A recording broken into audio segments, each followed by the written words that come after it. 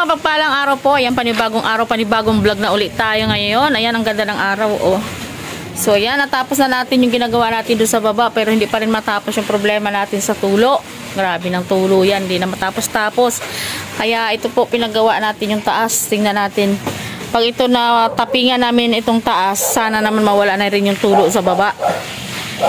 Ayan, ito po yung taas nung ginagawa nating kwarto sa baba, oh. Pinakinis ko po itong, pinauna muna natin kinisin yung kanyang pader baka kasi dyan tumutulay yung ano, mga tubig galing doon sa third floor. So, no? Ito po kasi yung isang, isang floor pa na hindi pa natatapos. Nabitin ng budget. Kinakalawang na nga po yung mga ano, yung mga bakal. Ito. So, pinauna ko muna pong pakinis yung ano, yung pader niya kasi dyan din kasi tumutulay din yung tubig dyan, nanggagaling po siya dun sa taas, oh. Yan, pagka umuulan, pag umuulan na naman po kasi may tulo. Yan, pag umuulan po dyan po dumadaan yung tubig sa dingding na yan, oh. Pababa po siya dito sa sahig. Yan, sa gilid na yan talaga ang maraming tulo sa baba. Anong ginawa mo dyan, pre? Tinapal mo dyan kanina sa baba na yan. Inano nyo na, hinalo nyo na. Ayan po, pinag-waterproof na pala yung gilid nung ano, pader. Wala po kasi ako kanina, may pinuntahan ako, kaya di tayo na nakapag-vlog nung nag-waterproof sila dyan. Pero maraming butas-butas yan dyan nung naglinis kami, eh. Wala na yung mga butas-butas nyo. Yung gilid na po yan, oh. Yan, oh. So, ngayon, ito, kikinisin na nila itong pader. Pinauna ko yung kinis nitong pader. Tama-tama yung darating yung ano, no, hollow blocks. Saka sana i-bless tayo ni Lord, no, para matapos ito. Magpapa-hollow blocks na tayo dito sa gilid na ito para ano, nasarhan. Kahit na mabubungan lang po muna siya ng yero para matapos na po yung tulo sa baba. Kasi hanggat hindi po ito nabubungan tong palapag na ito ay sa galagang hindi po masosolusyonan yung ano, tulo sa baba. Ang iniisip ko naman dyan, pagka nagbuhong tayo ng yero dyan, pre, paano yan? Maglalagay tayo ng mga flashing. Flashing naman. Ibabaon natin dyan sa flooring. Hindi na. Ano? Sisimintuhan. Yan ang mababa kasi. Bahala ko sana sa ilalim na lang ng bigay. Ilalim ng bakal. Pero dito, obligado talagang mag-flashing. Depende sa iyo kung saan mo ilalipil yung bubong. Sa taas ng bakal sana kasi para matakpan yung bakal, hindi laging basa. Taas ng bakal? Nasa ilalim yung bakal. Mas isang flashing yan. Hindi tayo makapag-flashing dyan, bakod dyan. Yan, para ano yung light niya. Flip na ito. Hindi sa di may electric tank ka. Ba? Tingnan natin yung video tayo, eh. Tape ang upload, eh. Ano to? Ba't basa ka? Saan ka nagmarakol yun? Doon tayo may higa. Pati ako mahihiga. Tapos pag nahiga ako, ikaw maglalaro. Ha? Ganon? Kaya nga, mahiga na tayo. Pag nahiga tayo, ikaw maglalaro. Ako na naman na nakahiga. Sige, may slip na. Huwag na dito. Dito ka na mag-slip sa akin. Huwag na doon sa loob.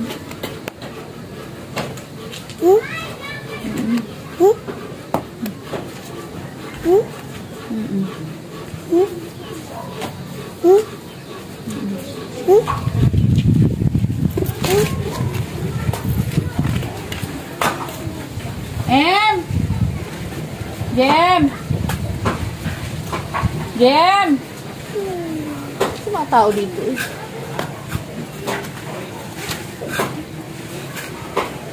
Tapa mo.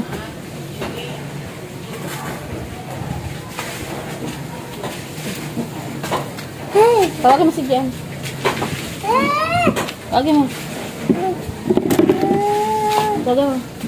Oo, may iyo. Oo, diba? Hindi pa hugasan. Paano tayo tutungtong dyan? Ano? Sige nga, paano ka kung dyan?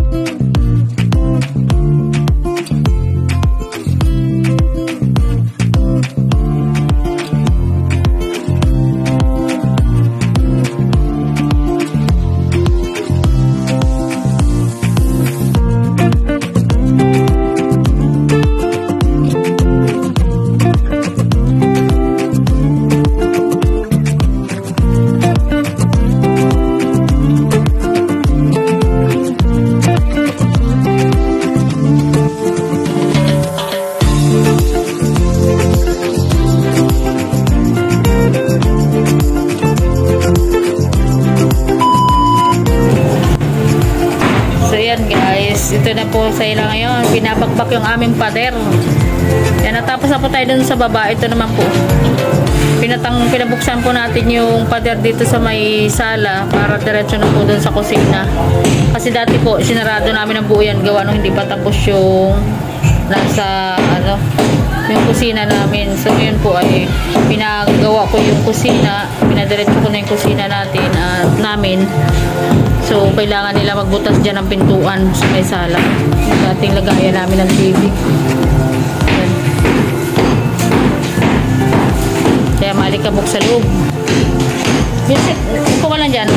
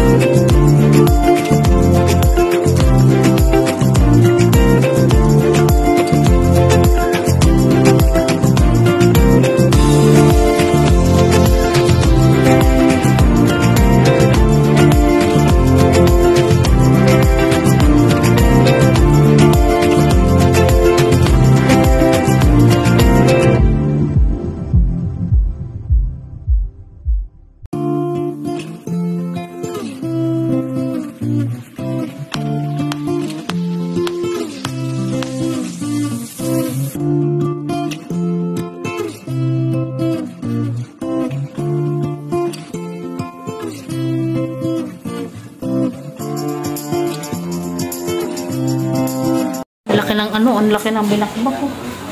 Yan po, ito yung sala namin, oh. Yan, binuksan po siya dyan. Diwa, gagawan po ng pintuan papunta sa kusina. Dahil yung kusina po namin, yun yung portion na hindi natapos. Ito siya. Yan. Ito yung kabilang side na hindi natapos ay kusina namin. So, yan. Pinabutasan natin yung pader. At yan, pininis na nila dyan. Mag-aasintada na tayo dyan para buo na itong kusina natin. Medyo malawak-lawak kalahati ito ng bahay. Grabing grabing kusina ito, maghabulan na dito. Kasi yung kalahati niya may kwarto, may sala, ito buong kusina. Kahit na maghabulan dito kami ni Ricardo, wala kayo.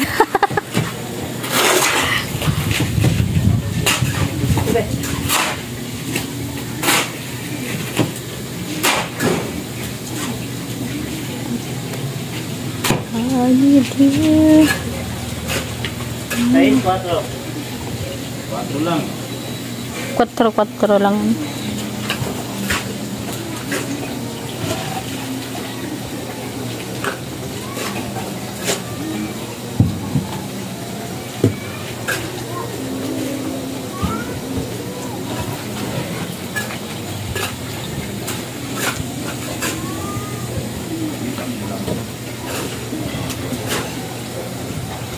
Labas kasi yan eh. Labas.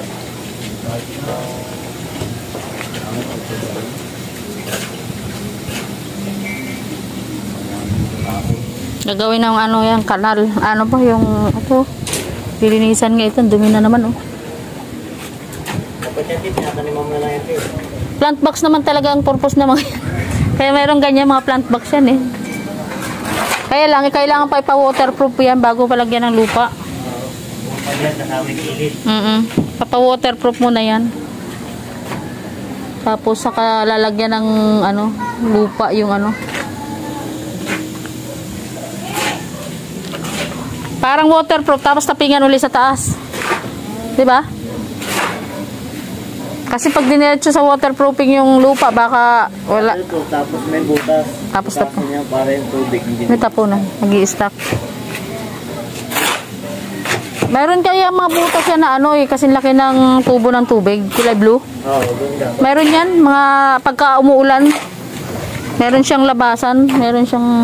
So bago yan ko yung plant box, ayusin mo na yun. Kaya nga, yung mga box. Yung PVC, nasa dulo. Kaya nga. Oo. Oh, yan mo rin na. Andiyan baso natin. Ang baso ya? Merienda na. Ito. Tampo na ako. Gusto mo magtampo?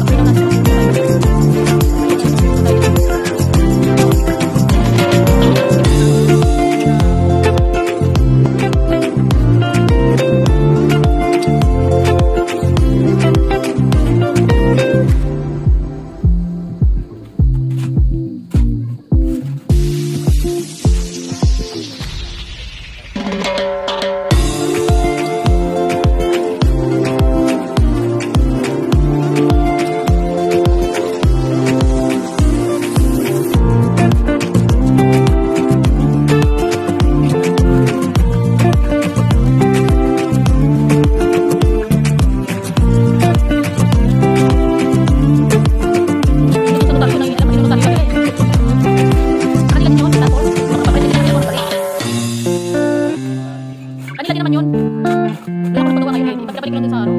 Pabalik-balik na ako.